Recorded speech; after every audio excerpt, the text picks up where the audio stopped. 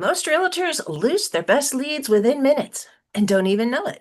In this episode, we'll uncover how automation and AI can save you time, boost conversion, and help you dominate your market without getting buried in tech overwhelm.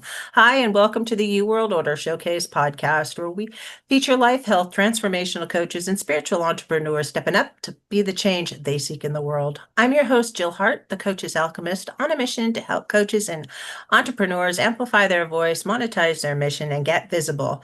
If you're ready to start attracting premium clients without chasing algorithms or hunting people down like a banshee on a mission, head over to coachesalchemist.com and schedule your free client acquisition audit.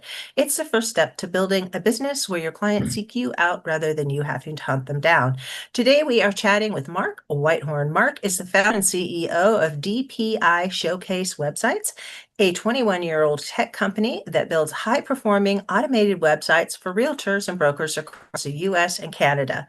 With over 25 years of experience teaching marketing at the Miami Association of Realtors, Mark has helped thousands of agents master modern marketing and lead generation. His company recently launched an AI-powered lead tool designed to help realtors, mortgage brokers, and insurance agents connect with more prospects faster and more effectively. Mark's passion is helping real estate professionals simplify technology so they can focus on what matters most, building relationships and closing deals. Welcome to the show, Mark. It's great to have you with us. Wow, thank you. That's a great intro. I didn't realize it. Thank you very much. You are so welcome. So let me ask you the big question. What's the most significant thing, in your opinion, as individuals we can do to make an impact on how the world is going? So, AI is out there and all these other things are out there, but we're still people and we're people helping people. And I talk to realtors all day long and I tell them it's all relationships. People are nervous about buying a house and you're there to help them, to guide them. And that's what you have to do in life is, be nice to other people. Really, ultimately, sales is just about helping people solve problems. Yeah, absolutely.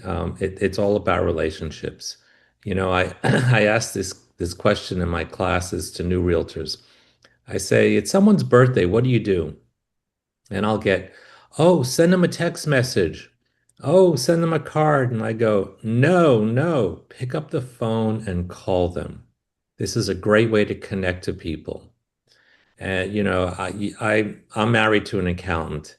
And I hear all the time, no, no, no, that she's my accountant. I'll never leave her. Or that's my doctor. I got to make sure my plan has my doctor. And it's the same thing with realtors. As long as you take care of people, they go, no, no, no, she's my realtor and she will help me. Yeah. And people do go through houses. I used to be that people thought they would buy a house for the rest of their life. That doesn't really happen. You Things know, change. yeah, one exercise I do to realtors is I say, all right, everyone, take out your phone. And they'll all look at me like in the middle of a class, take out my phone. Open the contacts in your phone and scroll all the way to the bottom and give me the number. How many contacts do you have in there? And I'll get 400, 900. One person had 7,000 people in their phone. And I said, the National Association of Realtors did a study. 15% of those people are going to move in the next year. So, yeah, people do move for whatever reason. They get a new job, they have to relocate, they want to upsize, downsize, they get a divorce, or, and people are always moving and they need assistance doing that. And as long as you're friendly and you're caring and you're honest, people will trust you. And this is across the board. It's not just in real estate. It's in insurance sales. It's in auto sales. I was just talking with my son who's they're expecting another child. And what you can get away with in vehicles and houses for having one child, it's like you add another one in there and then suddenly you're talking two car seats. And two car seats does not fit in a Dodge Neon. You get there and now you're talking a bigger vehicle. And if they have a relationship with a somebody that sells cars, that person's going to get the business.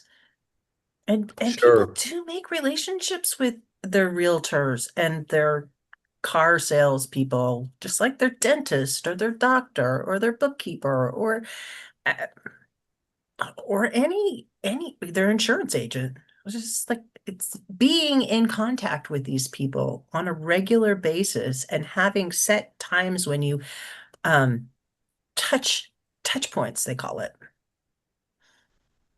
One of my favorite books, I read this when I was 10 years old. Mhm. How to Win Friends and Influence People by Dale Carnegie. Yeah, It was written in the 1930s. It is the number two best read book in the nation. The number one best read book is the Bible. And it teaches you how to talk to people. Before you start talking business, make a friend, talk to them, ask them about themselves and their family. Write it down, store it in what's called a CRM, client management system. So you have it there all the time. And when someone's birthday, pick up the phone, call them, look in your CRM and see their name and their husband or wife's name and the kids and the pets. Keep in touch with everyone. It's all about relationships. it really is. And your system, uh, which was basically just, I'm going to say basically, but primarily is the word I'm looking for. Primarily designed to help realtors and brokers, but also insurance agents. Is it a CRM system specific to these people? How does AI play into it? Tell us what you got cooking in there. Sure, thank you. We do websites for realtors and brokers that are linked to the MLS. So all the listings from the local board show up in there. So instead of one of their clients going to one of the larger companies to search, they'll go to their website to search. And then it has a whole bunch of other tools like a client management system and blogging and posting to social media and all sorts of stuff to make the lives of the non-tech realtor easier. So that's our goal is to provide them with good tools for lead generation and then automate as much as possible. We just came out with another product called Leads.ai, which basically uses AI technology to find sellers. And then it provides them with these leads for sellers. There's two parts of the real estate business. There's buyers and sellers. The big companies, they provide buyer leads, someone looking to buy a house or rent or something. And there's an old saying in the real estate industry that goes, buyers are liars, listings last. So I'm doing the opposite. I'm trying to get them listings. And it's been working. They're getting leads, they're getting listings, they're making money, and it's been great. It's using AI technology. We're planning our next AI tool. We're going to probably launch that probably in January or February. And that's going to improve how we search for properties on our website. So it is an exciting future as long as you use it properly. So interesting how the dynamics of real estate have changed over the last 30 years. I was a realtor, I was telling you before, back in the late 80s, early 90s.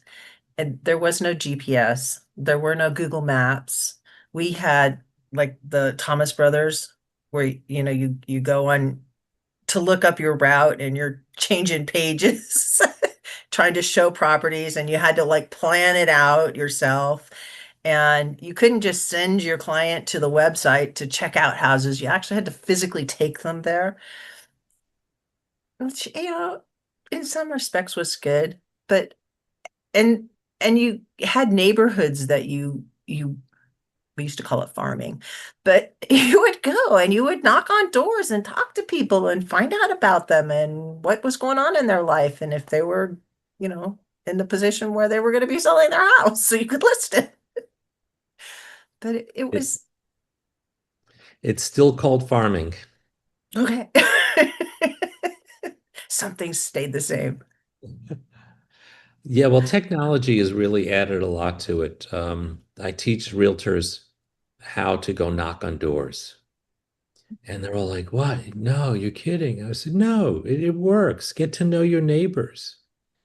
Take Uh, them a little notebook with a magnets with your stuff on it, and they stick it on their refrigerator and they make their notes, but they see your name up there all the time. exactly. Make friends. We have different tools now. Now everything is, computerized. So you can actually look up in a neighborhood who all the owners are of the house, when they bought it. And so if you know that you're looking at a house where they've been living there 35 years, they might be seniors.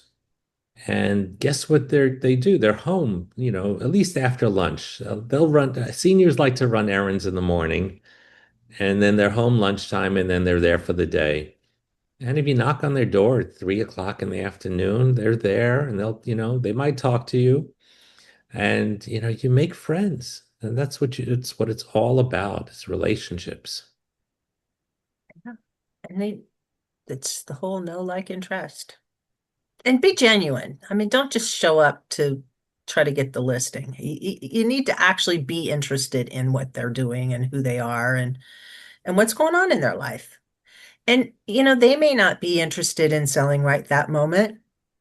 Maybe you're talking to seniors, maybe you're talking to some younger family. They might know somebody. And it's always easier to ask, who do you know that I could help rather than can I help you? Because everybody likes to help each other. We've been doing websites for realtors for 21 years, and I have clients who call me up after 10 years. They left the industry or they moved or whatever. And all of a sudden, 10 years later, they call me, they go, "Hey, Mark, remember me?" And I'm really good with names. So I go, "Yeah, I remember you." And they come back because, it's about providing good service. It's Mhm. about, taking care of people. That's what really works. I know one of the large social media companies, they got rid of their tech support. Zero. As they say here in Miami, nada. Okay. And people are frustrated because, you have problems, but, you're getting social media for free. So they probably said, well, why are we spending money on tech support? And then one of the best companies for tech support, believe it or not, is Google. We do advertising on Google, and you need something, you can call them. They're hounding me all the time to set up Zoom meetings to look at my ads and make sure they're running properly. So they have great tech support. So it gets down to relationships, taking care of people. Beyond just getting a sale, I mean, there's one thing to get a sale, but there's another to have a client that's a long-term client. When you sell somebody a home, there's still other things that you can help them with along the way. Um, it's just like the added service. And I'm not expecting that you do it for free.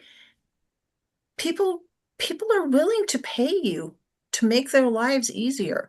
Sometimes they don't even know that they need this other problem solved once they're in their new house.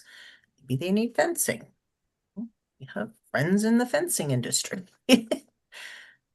Just- It's very complicated. The inspection process, the financing, the negotiating, it's very, very complicated. And real estate agents are the buffer on all those things.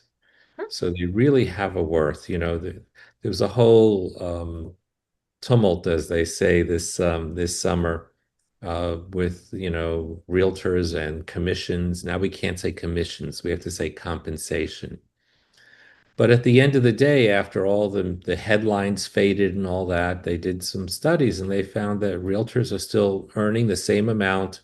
People still relying on them because it's needed. It's a very complicated business. you definitely need realtors in real estate transactions. I've done a lot of them personally, like bought and sold a lot of real estate over the years.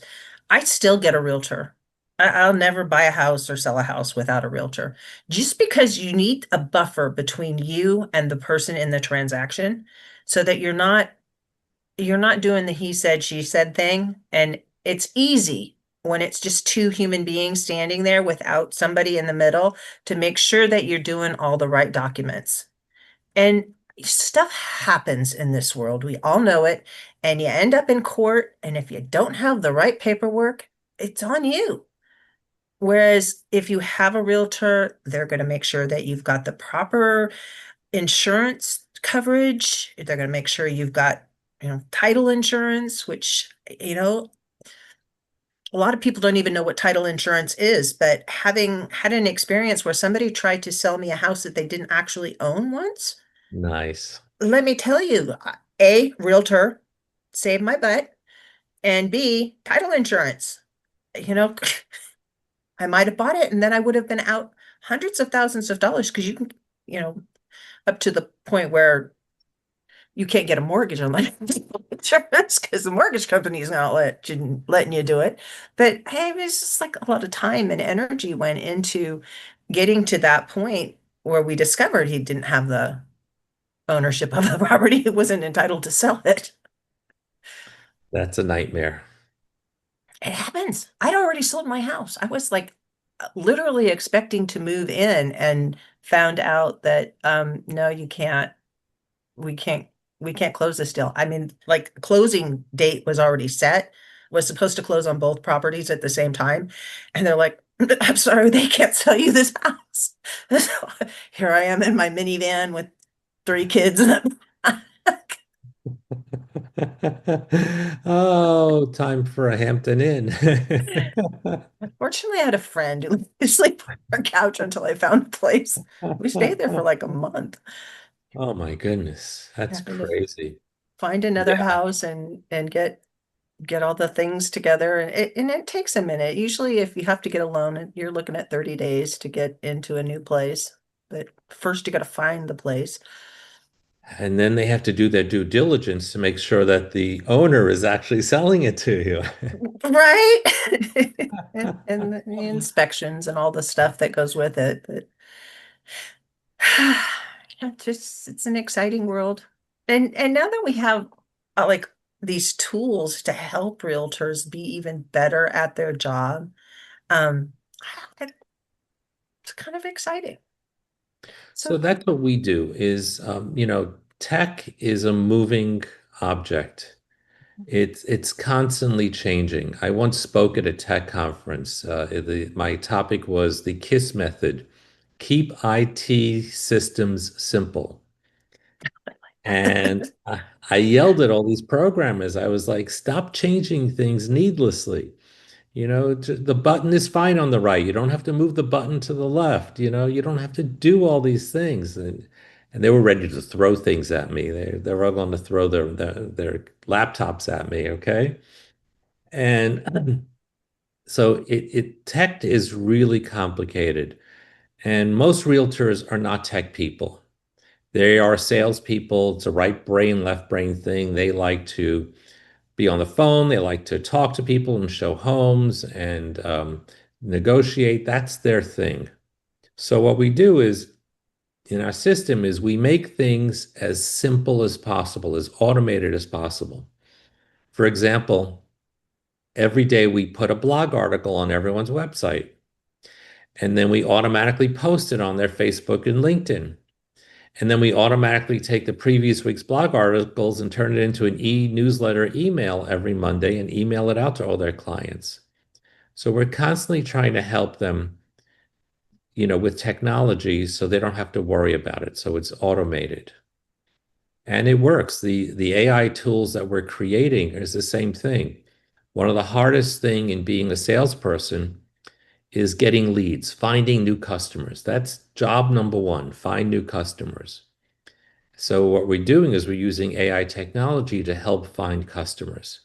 And then we use our automated systems to stay in touch with these people.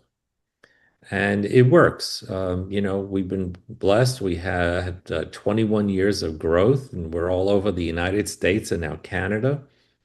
And it just keeps growing. It's a great thing. It sounds like a beautiful thing. Are all the webs, do they all the websites look the same or can they be tailored a little bit? We change them all around. We are able to customize them because we don't want everyone to look exactly the same. They're not like templates. Mhm. I learned my lesson a long time ago. I owned a digital printing company. We did a lot of printing for realtors. That's how I got into this realtor website business. And I said, let me make some template business cards. So I made them up and I would show them to realtors and they would go, yeah, that's nice, but I want something a little different. So what we did about 8 years ago, we had to redo our software from scratch because of everything needed to be more mobile friendly. And then we were able to create a system where in a very fast amount of time, we can customize a website and give them all the bells and whistles. And it doesn't take like weeks to do. It takes like hours. That's awesome. And it, even though it might have very similar content, I'm sure with AI you can take one piece of content, basic idea, and spin it 47 different ways. So everybody's a little bit unique. It's not like everybody goes, the customers aren't all going to all these different sites and seeing the exact same thing, even though it can all be driven by, your base system. Sure, drones have opened a whole new venue because now we go to some of the stock photo companies and they sell drone footage and it's really cheap. It's, so you can buy, like if I have a client in Dallas and I need some a video footage of Dallas, there it is. You can choose from like 100 different ones, uh, you know, or Seattle or Denver or, Miami Beach. We have the coast with all the buildings and we have all these drone footage from that with the intercoastal and the boats and all that. So really adds another dimension to the websites. And all the realtors, they look, like $1 million, even though they may just be beginners. And it's so powerful. And just, you have to have a website these days, but websites are kind of like business cards almost. Your chances of getting a huge ranking in Google are smaller than they used to be, let's put it that way. Um, and not impossible. And there's things that you can do that I'm sure that you probably are doing where you connect them in the places where people might generally go to look for their for a website or for a realtor. And so I lost my train of thought. I was over here and I was thinking of Google and Yelp and some of those places where people might go to look, but then help. Well, there's this thing called Maslow's hierarchy of needs. Mhm. And it's for people living and it's an upside down triangle. Or actually it's a triangle. And the bottom, the base, is the big part, and that has, like food and water. And then the next rung is shelter and stuff like that. So when it comes to sales, being a salesperson, you need to have some certain basic things. You need a business card, you need a cell phone, you need a website. So we're on the bottom rung of things, tools that people need because these days people will Google you, and if you don't come up and look proper, they're going to go, wow, that is a part-time realtor. I'm not hiring them to sell my $800,000 house. Forget that. I'm going to go on to the next person. That's where I was So, going with this, that it's a more professional look if you can yeah, have somebody like you put it together for them. Because you're right, most realtors, coaches are the same way. They try to do it themselves, but it just looks hokey. yeah, it does. And then you need all the tools and things like that. Every profession has their own tools that they need, like mortgage brokers need certain things, for all the forms and things like that. Mhm. So yeah, we have all these tools that realtors can use, and it helps them generate business and service their clients. Yeah, and they don't, it's all in one spot if they come to you. Do you work mainly with like a broker or brokerage where you develop a website presence for the broker and then all of his realtors can have like little hubs in the website, or do they just send them all to one main broker website? Or do you do individual ones for realtors?